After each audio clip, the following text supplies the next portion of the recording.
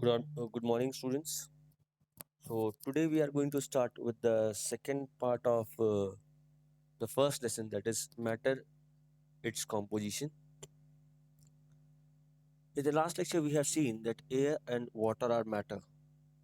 Now, in this lecture, we are going to understand what basically is the composition of matter. Or actually, what is matter made up of?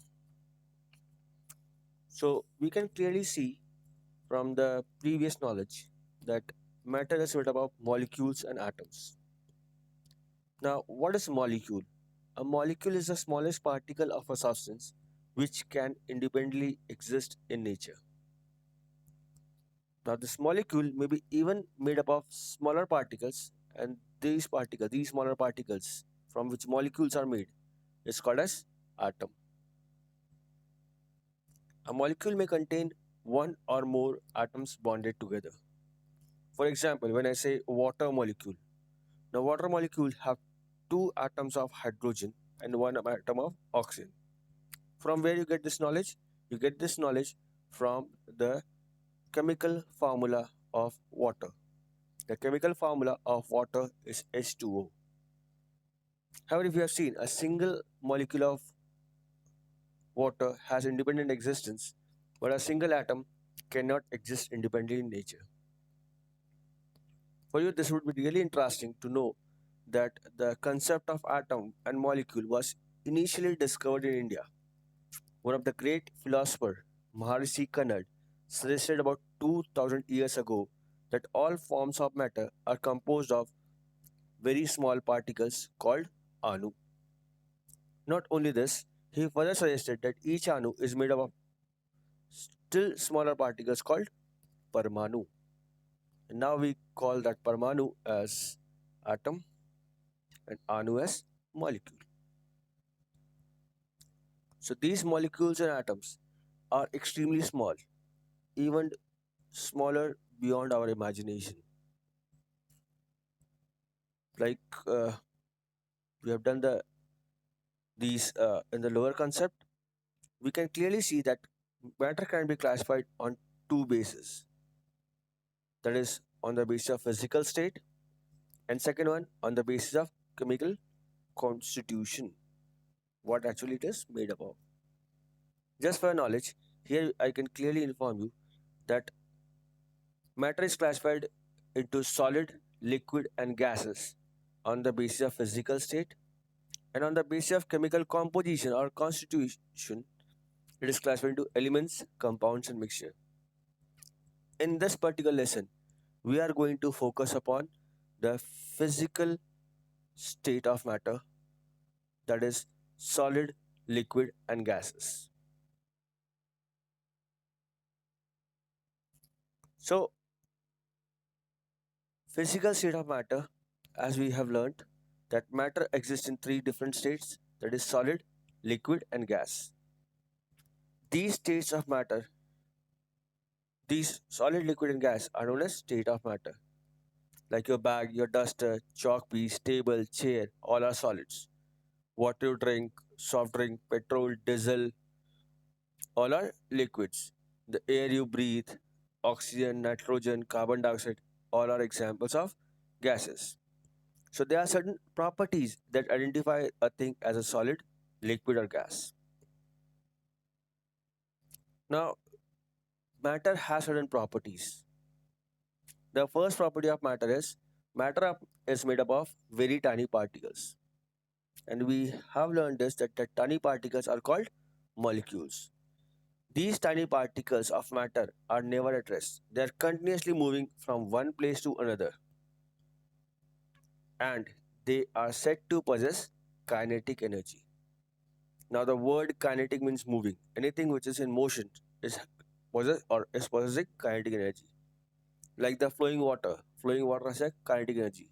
You driving a bicycle, you have kinetic energy.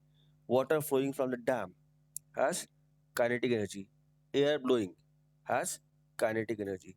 So please remember, matter is made up of very tiny particles called molecules, and these molecules are never at rest. They are continuously moving. Their movement will depend on the state, Like in solids, the molecules move about their mean position. In liquids, the molecules can move a little bit from their mean position.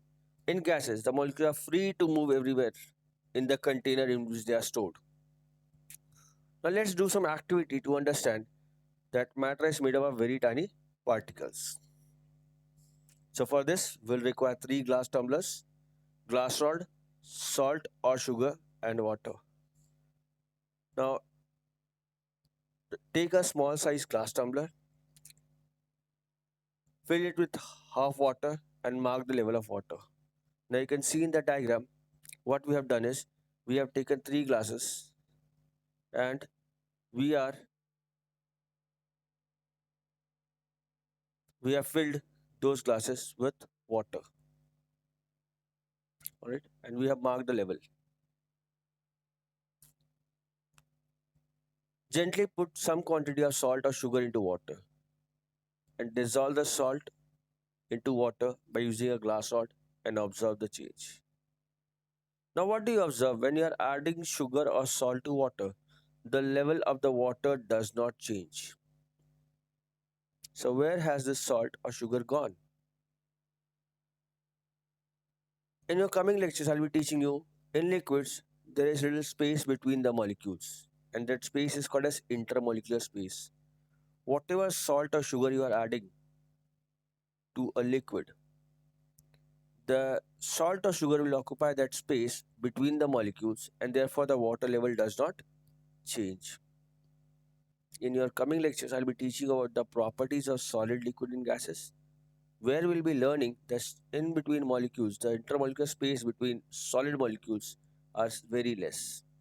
Therefore, they cannot move much from their mean position. In liquids, the intermolecular space is more as compared to solid, but less as compared to gases. Now, the second property, particles of matter attract each other. This force of attraction between the neighboring molecules or neighboring particles of matter is called as intermolecular force of attraction.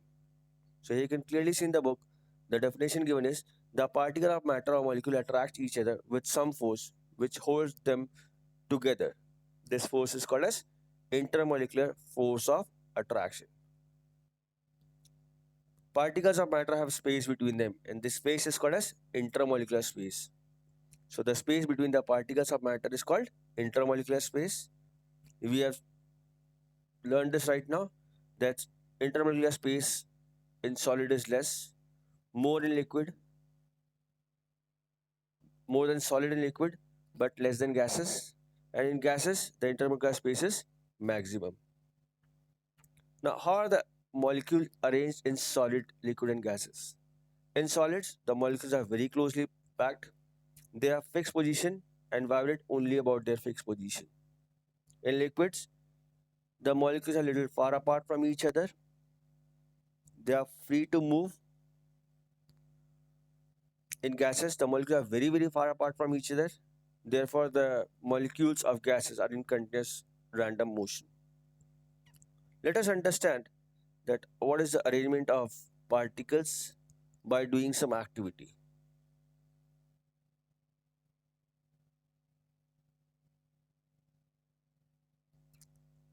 So our activity is next activity is if you see in a book activity number 7 to understand the arrangement of molecules in solid.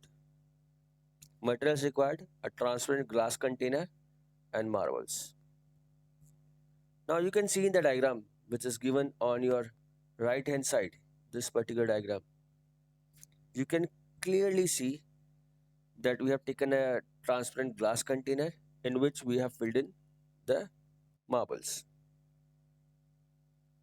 Now procedure is take a transparent glass or a plastic container through which you can see, fill it completely with marbles, close the container tightly and shake it. Observe the movement of marbles carefully. Now when you observe, you see that the marbles are not able to move but only vibrate about their fixed position. This is how the molecules or particles in solid are arranged. Because as they do not have space, they will not be able to move. Here the marbles represent the molecules in solid.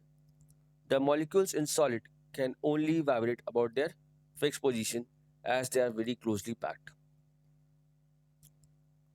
Now you can see strong intermolecular force of attraction hold the molecules together in a solid. As a result, intermolecular space in solid is negligible.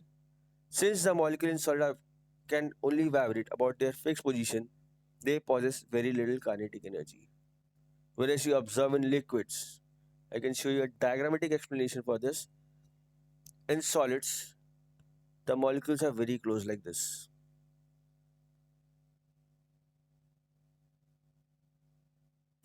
In liquids, the molecules are little far apart from each other. The circles which I am drawing represents the particles of solid, liquid or gases. The first one is solid, second one is liquid, and the third one is gas. Now you can see the intermolecular space between the particles of solid is negligible. Therefore, they only vibrate about their mean position like this.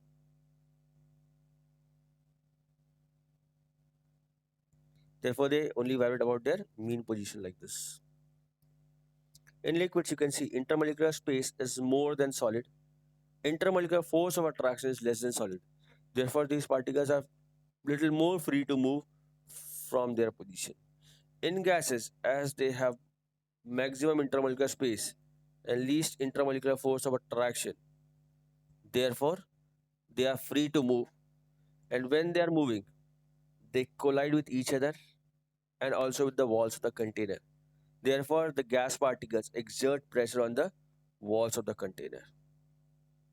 So you can clearly see in liquids, the molecules in liquid are very closely packed and their position is not fixed.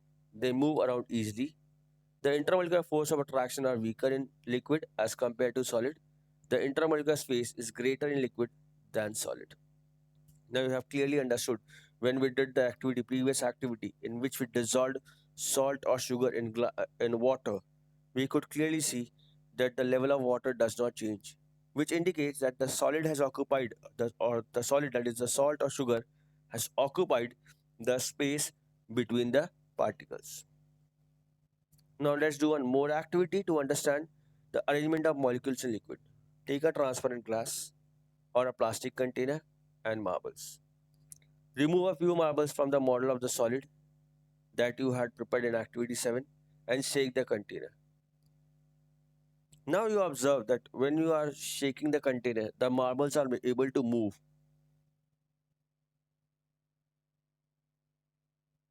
What does this what can we conclude from this? Here the marbles represent the molecules of liquid. And as we have seen in the representation which I showed you, we can see as there is space, the molecules of liquid are free to move around easily as they are not closely packed. Now, since the molecules in liquid can move around, they possess more kinetic energy as compared to solid, but less kinetic energy as compared to gases. Now, let's discuss about the third state of matter, which is called as gases. In gases, the intermolecular force of attraction is very weak or negligible as compared to those of solids and liquids. As I showed you in the diagram, please remember, in gases, the intermolecular space is maximum, intermolecular force of attraction is minimum. Therefore, these gas molecules are free to move in the container. Like they can move anywhere inside the container.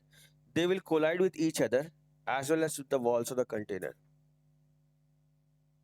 Now, for example, if I give you 1 kilogram gas to be kept in a container of 5 liters, the gas will occupy the entire 5 liter gas jar. If I give you the same gas, 1 kilogram, and again give you a 10 kilogram container or 10 liters container, the gas will again occupy the entire space provided to it because the particles of gases have least intermolecular force of attraction and maximum intermolecular space between them. So you can see uh, The intermolecular space between the particles in a gas is maximum, and so that they can move around freely in all directions. The molecules in a gas possess maximum kinetic energy because they are freely moving. Now let's understand this with an activity. Our aim is to understand the arrangement of molecules in gases, materials required, a transparent glass or a plastic container, and marbles. Now what you have to do is we have to again use the same apparatus which we used in activity 7 and 8. Now from activity 8 you have removed only some marbles. Now remove 50% of the marbles from the container and now shake the container. What you will observe, the movement of marbles is even greater this time. So what can you conclude from this? From this we can conclude here the marbles represent the molecules of gas. The molecules in a gas can move around freely in all directions as they are not very closely packed. Now you can see I had drawn this diagram in your presentation. You can see in solids the intermolecular space is minimum. In liquids the intermolecular space is more than solid but less than gases. Intermolecular force of attraction is maximum in solid, less than solid in liquids but more than gases. In gases the intermolecular force of attraction is least. Kinetic energy possessed by solid molecule is less, more in liquids as compared to solid but less than gases. In gases the kinetic energy is maximum. So let's have some checkpoint questions. Now let's have some checkpoint question. First one is define molecule. I'll be much slower so that you can write it down. Please write it down. A molecule is the smallest particle.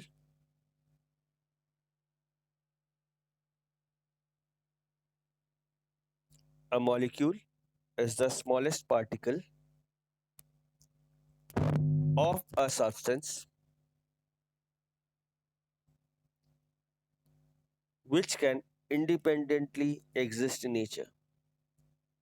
Now, those who are not able to write fast, in your test book on page number 10, in the third paragraph, first three lines are the answer. On page number 10, under composition of matter, third paragraph, first three lines. A molecule is the smallest particle of a substance which can independently exist in nature. You have to write these checkpoints in your notebook, whichever I'm dictating. Second question, in which state of matter molecules are very closely packed? The answer is solid. Third one, which state of matter has maximum intermolecular space between the particles? Your answer is, I believe most of you got the answer, that is gases. Which has more intermolecular force of attraction? Duster or milk? Now your duster is solid and milk is liquid. So of course you got it right. The answer is duster. So I believe students the concept is clear. In the next lecture, I'm going to discuss about the properties of solid, liquid and gases, which will be more of summative part because we have discussed more of the properties. And then one more lecture will be required in which we are going to study about the changes of state of matter. How can a solid be changed to liquid and how can a liquid be changed to gases? How can you reconvert back a gas into liquid and liquid into solid? Till then guys, keep in touch with your studies, stay safe at home and help your parents. Goodbye and have a good day. Thank you.